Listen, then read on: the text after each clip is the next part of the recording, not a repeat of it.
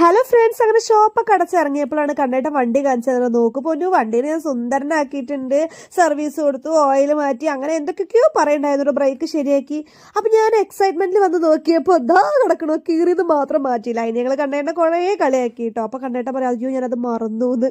അങ്ങനെ ഞങ്ങൾ അക്കൂന് ഡ്രസ്സ് എടുക്കാൻ വേണ്ടിയിട്ട് ഞാനും അക്കൂമ്പാടെ പോയിട്ടോ. ആ ഗ്യാപ്പിൽ കണ്ണേട്ടൻ ഞങ്ങളതിനെ ഞങ്ങളുടെ അടുത്ത് മുങ്ങിയിട്ട് പോയിട്ട് അവിയൽ മിൽക്ക് കഴിക്കുക ഗായ്സ്. ഇങ്ങനെ ഏതെങ്കിലും ഭർത്താക്കന്മാരെ നിങ്ങൾ കണ്ടിട്ട് കമന്റ് ചെയ്യണം കേട്ടോ. ഞങ്ങൾ അവിടെ നിർത്തിയിട്ട് അവിടെ നിന്ന് കിട്ടിയില്ല. അപ്പൊ ഞങ്ങൾ വേറെ ഷോപ്പിൽ പോയി അവിടെ നടക്കുന്ന 2-3 ഡെയിലി വെയേഴ്സ് കിട്ടി. അങ്ങനെ അതൊക്കെ കഴിഞ്ഞിട്ട് വീട്ടിലേക്ക് പോകാൻ നിൽക്കുമ്പോഴാണ് കണ്ണേട്ടൻ പറയുന്നത്, അപ്പൊ ഇന്ന് വണ്ടീനെ എന്തായാലും ഇത്ര ആക്കില്ല, അതും കൂടി മാറ്റിയാലല്ലേ വണ്ടി സുന്ദര കുട്ടപ്പനാവുള്ളൂ എന്ന്. അപ്പൊ എന്നാ ശരി എന്ന് പറഞ്ഞിട്ട് ഞങ്ങൾ അങ്ങനെ അങ്ങോട്ട് പോകുന്നു കേട്ടോ ഗായ്സ്. അപ്പൊ അവിടെ പോയിട്ട് കണ്ണേട്ടൻ ഓരോന്ന് സെലക്ട് ചെയ്തു. അപ്പൊ ഞങ്ങൾക്ക് ഇഷ്ടമായത് ബ്ലാക്ക് ആണ്.